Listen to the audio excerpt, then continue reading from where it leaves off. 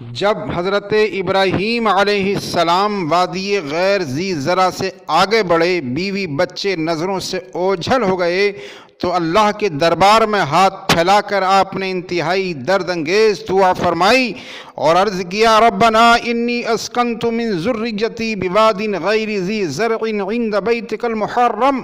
اے اللہ، اے کائنات کو بنانے والے، میں نے اپنی آل اولاد کو تیرے محترم گھر کے قریب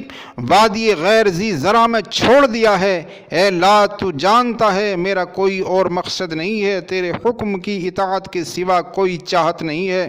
ربنا لیقیموا الصلاۃ، اے اللہ، میں نے انہیں اس لیے وہاں چھوڑا ہے تاکہ وہ نماز قائم کریں، تیرے دربار عالی میں سجدہ ریز ہوں۔ فاجعل افئدۃ من الناس تہوی الیہم، اے اللہ، وہ ماں بیٹے اکیلے ہیں، اس وادی میں ان کا کوئی پرسان حال نہیں ہے، لہذا ایک کرم تو یہ فرما دے کہ لوگوں کے دلوں کو ان کی طرف مائل کر دے۔ وارزقہم من الثمرات لعلہم یشکرون، اور اے اللہ، دوسرا کرم یہ فرما دے کہ وہ زمین کاشت کے قابل نہیں ہے، زراعت کے لائق نہیں ہے، لہذا پھلوں کا رزق ان کے لیے مہیا کرا دے تاکہ وہ تیری نعمت کے قدرداں اور شکر گزار ہو جائیں۔ سامعین کرام، یہ ایک نبی کی دعا تھی اپنی معصوم بچے اور صابرہ شاکرہ بیوی کے لیے۔ یہ اللہ کے ایک چہیتے پیغمبر کی درخواست تھی جو مقبول ہوئی اور جس سے آج پورا عرب فیض اٹھا رہا ہے۔ اس واقعے کے بعد حضرت ہاجرہ حضرت ابراہیم علیہ السلام کو لے کر وہاں رہنے لگیں۔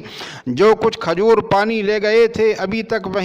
وہی کھانے پینے میں استعمال ہوتا رہا، لیکن کچھ دنوں بعد جب سب کچھ ختم ہو گیا، حضرت اسماعیل علیہ السلام کو پیاس لگی تو حضرت ہاجرہ بے قابو ہو گئیں۔ حضرت ہاجرہ کا دل ماں کا دل تھا، بچے کی تڑپ اور شدت پیاس کو دیکھ کر بے چین ہو گئیں اور پانی کے لیے نکلی۔ جب قریب کہیں پانی نظر نہیں آیا تو صفا نامی پہاڑی پر چڑھ گئیں کہ شاید بلندی سے کہیں پانی کے آثار مل جائیں، مگر جب وہاں بھی مایوسی ہوئی اور بچے کا خیال آیا تو دوڑتی ہوئی بچے کے پاس چلی آئیں، لیکن حضرت اسماعیل علیہ السلام کی پیاس میں اضافہ ہوتا گیا، ان کی تڑپ بڑھتی گئی۔ حضرت ہاجرہ اس بار انہیں چھوڑ کر مروہ پہاڑی پر گئیں کہ ہو سکتا ہے یہاں سے کہیں پانی نظر آئے، لیکن یہاں بھی کچھ ہاتھ نہیں آیا اور حضرت اسماعیل کا خیال آیا تو پھر واپس آ گئیں، اور اسی طرح 7 مرتبہ حضرت ہاجرہ صفا و مروہ پر چڑھیں اتریں۔ ایک شاعر نے اسی کو یوں بیان کیا ہے، صفا مروہ پہاڑی پر تلاش آب میں دوڑیں، بلند و پست پر فکر شے نایاب میں دوڑیں،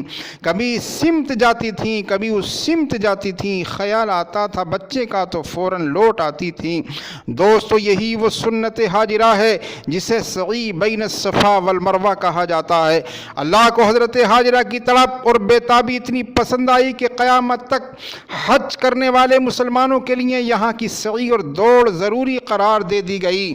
اللہ تعالیٰ نے حضرت اسماعیل کی شدت پیاس کو دیکھا، حضرت ہاجرہ کی لگن اور بے چینی کو محسوس کیا اور ان کے کانوں تک یہ آواز پہنچائی کہ اے ہاجرہ، ننھے اسماعیل کے پاس جاؤ، اب تلاش اور جستجو کی ضرورت نہیں ہے، اب پریشان ہونے کی ضرورت نہیں ہے، ہم نے اسماعیل کے قدموں میں پانی کا نظم کر دیا ہے۔ چنانچہ جا کر دیکھا تو جہاں حضرت اسماعیل علیہ السلام ایڑیاں رگڑ رہے تھے اسی جگہ سے سرد اور شیریں پانی کا چشمہ بہہ رہا تھا۔ حضرت ہاجرہ نے میڑ باندھی اور فرمایا، زمزم، ٹھہر جا ٹھہر جا، یہ زمزم جسے ہم اور آپ تورق سمجھ کے پیتے ہیں، جس پانی میں اللہ کے رسول نے بیماریوں سے شفا بتلائی ہے، یہ متبرک پانی حضرت ہاجرہ کی محنت اور مشقت کے بعد مسلمانوں کو ملا ہے۔ اللہ تعالیٰ پوری امت کی طرف سے انہیں جزائے خیر عطا فرمائے۔